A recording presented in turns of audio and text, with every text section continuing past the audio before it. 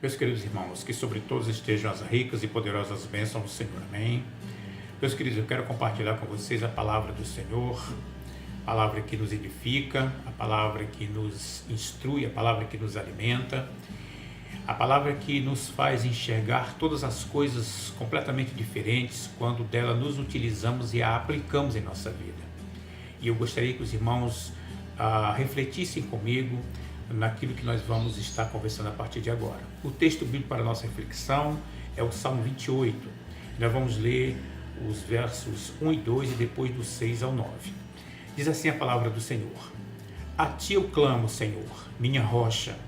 Não fiques indiferente para comigo. Se permaneceres calado, serei como os que descem a cova. Ouve as minhas súplicas quando clamo a ti por socorro, quando ergo as mãos para o teu lugar santíssimo. Ele começa essa oração, e aqui é uma oração de Davi. Ele começa clamando a Deus por socorro, e você lendo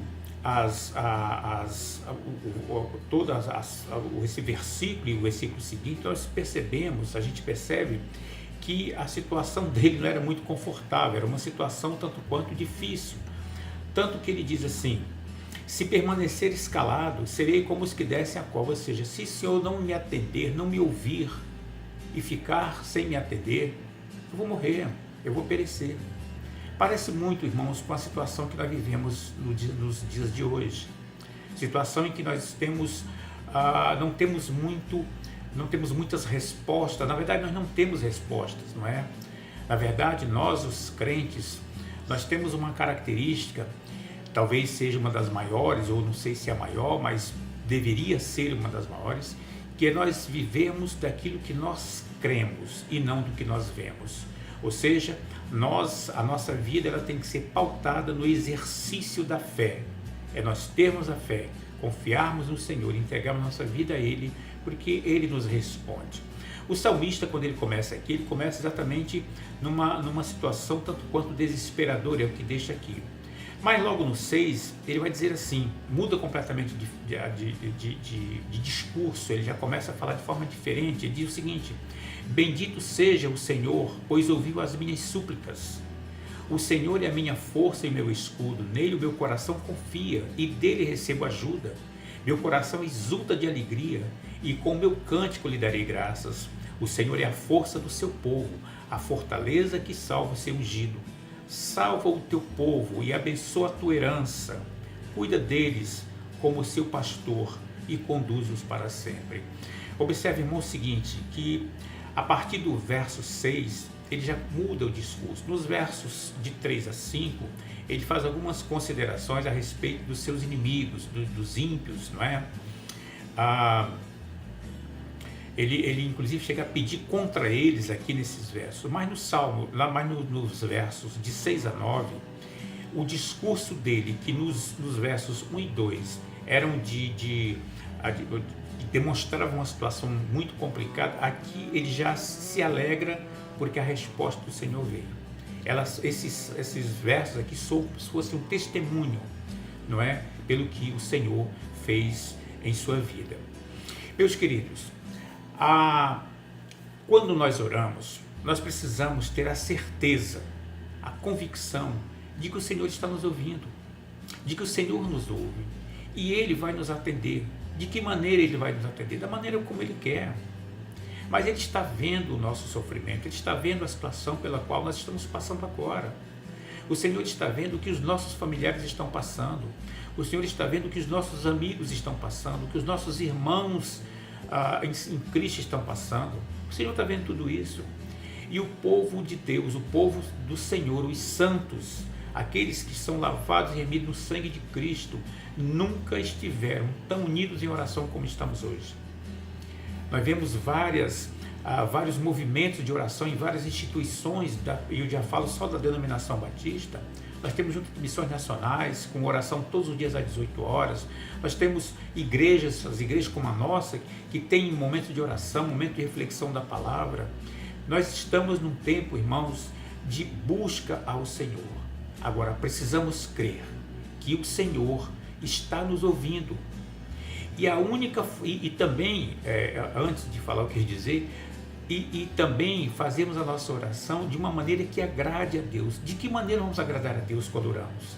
Exercitando a nossa fé. A Bíblia diz que sem fé é impossível agradar a Deus. Por isso, irmãos, esse tempo não pode ser só um tempo de oração. A oração, sim, é importante, mas é preciso que nós, ao orarmos, exercitemos a nossa fé. Confiemos no Senhor. E eu quero exatamente tomar esses versos aqui, que ele diz o seguinte, ele começa dizendo, bendito seja o Senhor, que ouviu as minhas súplicas. Meus queridos irmãos, eu quero convidá-los a já começar a enxergar o pós-pandemia. Nós estamos orando, estamos colocando todas essas situações na presença do Senhor, diante do Senhor.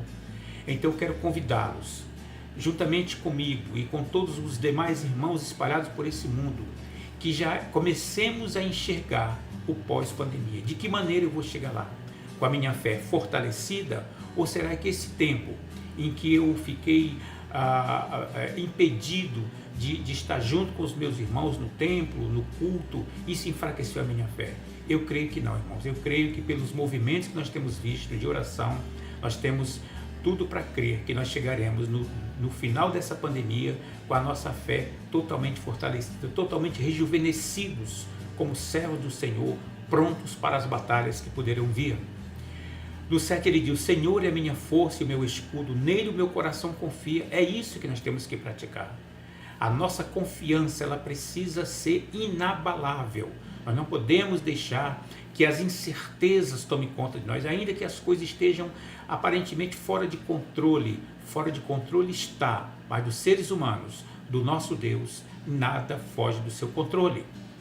E ele diz, e dele recebo ajuda, o meu coração exulta de alegria, e com meu cântico lhe darei graças. Essa é a nossa atitude para o pós-pandemia. Dar cânticos de louvor ao nosso Deus, de adoração ao nosso Deus, e dar graça, e darmos graças a Ele, por Ele ter nos sustentado.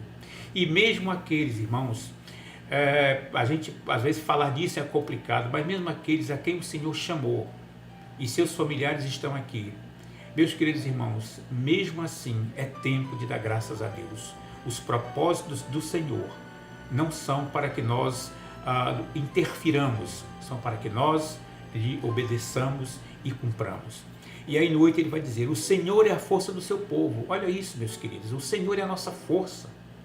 Se nós confiarmos no Senhor, se nós depositarmos nossa confiança no Senhor, nós não fraquejaremos jamais, porque Ele é a nossa força, a fortaleza que salva o seu ungido, a fortaleza que salva. A lei está falando do rei, hoje apontando para Jesus, mas coloquemos isso em nossa vida, nós somos separados pelo Senhor, então Ele é a nossa fortaleza.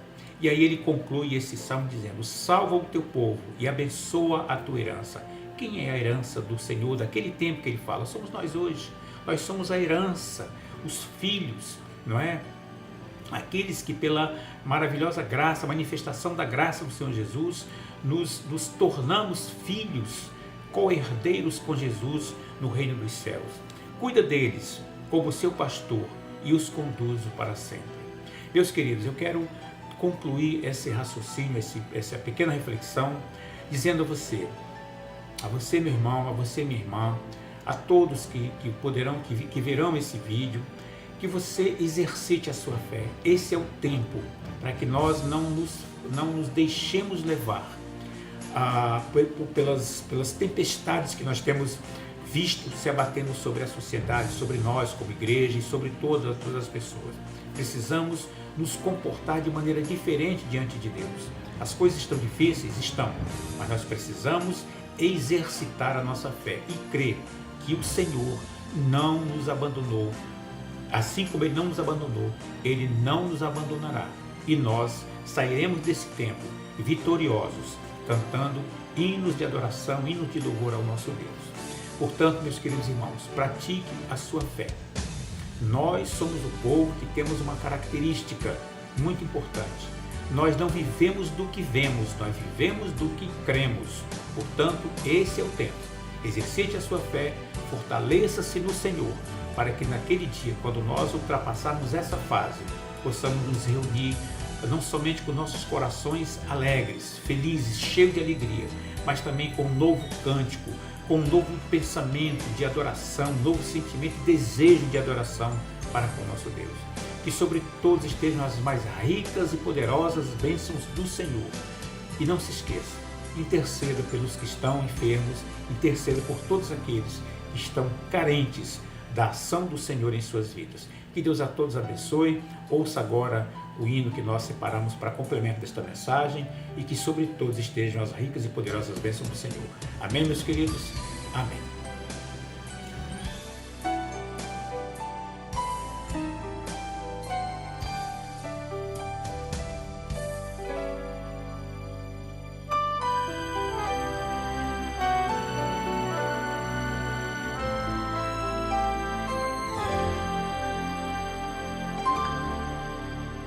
O meu Deus é o Deus do impossível. Jeová Jireh, o grande El Shaddai, que abriu o mar vermelho e ao seu povo fez passar, que da rocha água limpa fez brotar. O meu Deus é o Deus do impossível, que liberta encarcerados das prisões, faz da estéril mãe de filhos, restaura a alma do ferido e de lá